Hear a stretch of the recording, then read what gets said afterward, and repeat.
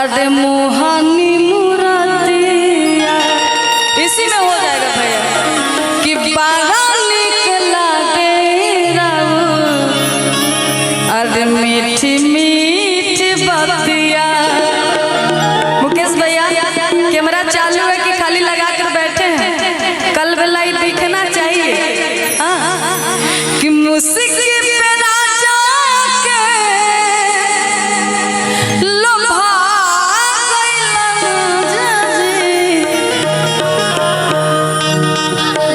हम तो हंसने ही नहीं कर कि जैसन सोचले रही हम वैसन सखी रे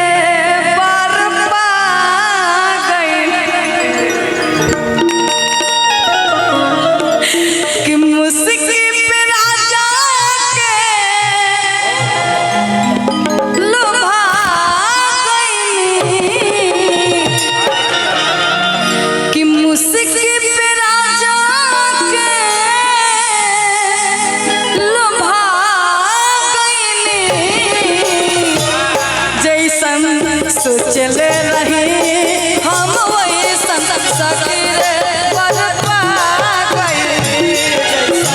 सोचले रही हम वैसन सखी रे बरपा गइली। सावरी सुरतिया मोहनी मुरतिया,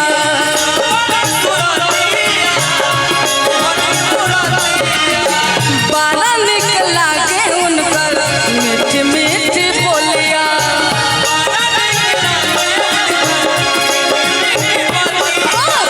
मुस्की पे राजा के लोभा गइली, मुस्की पे राजा के लोभा गइली।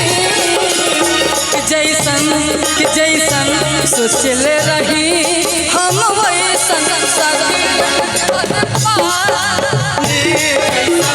सोचले रही हम वैसन सखी। इसी गाने में हम कहना चाहेंगे, चलते रहेगा। गौरव जी बोलेंगे अपने, उनके मन की बात है बाकी हम लोग गा रहे हैं। कि जैसन सोचले रहनी, कि जैसन सोचले रहनी वैसन धनिया मोर बारी, सावर न गोर बारी हो।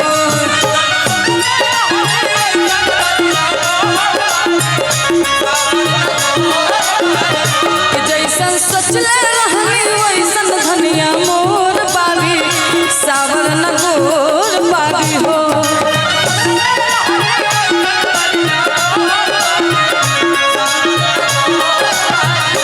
थोड़े छरहर पातर हो, थोड़े छरहर पातर मोट थोड़े थोर बारी, सावर न गोर बारी हो।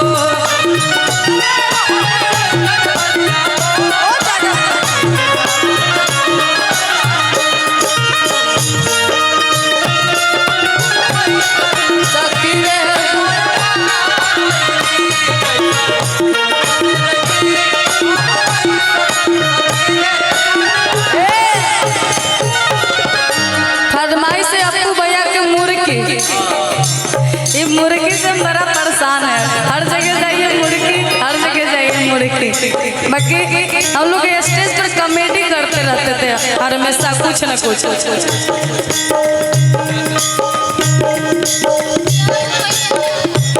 अच्छा पियुआ से पहले हमारा रोल बिल्कुल गाएंगे इसे गाने के बाद।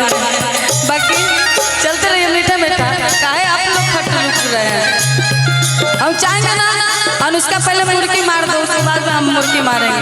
प्रीति आप भी, हम मारना करेंगे मुर्गी। पहले इन लोग के देख लेते हैं। पहले आप ही मारो मुर्गी तब हम लोग मारेंगे। बाप रे, पकड़िए माइक को।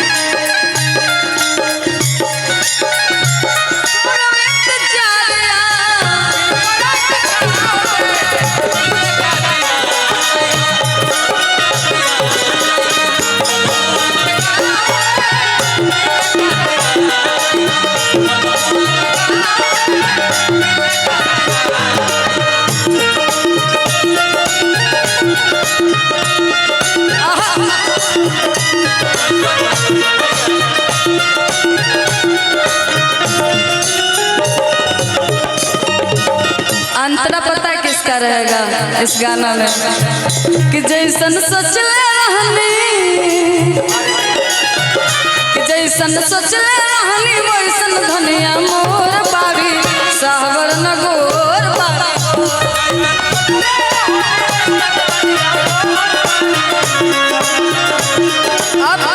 अब खाली जो हम खाली जगह दिए कि मुर्गी लगे इस पे।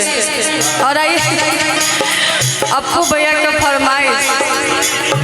हाँ बहुत बहुत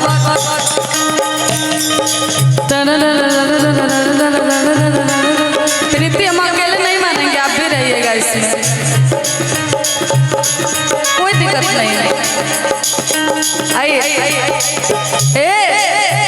कट मुझे चाहिए एकदम अच्छा मस्त, गड़बड़ाना नहीं चाहिए।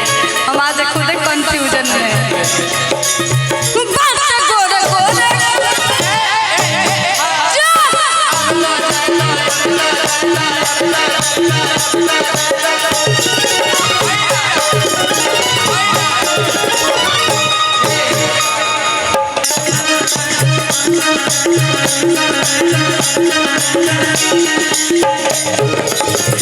बहुत बहुत धन्यवाद।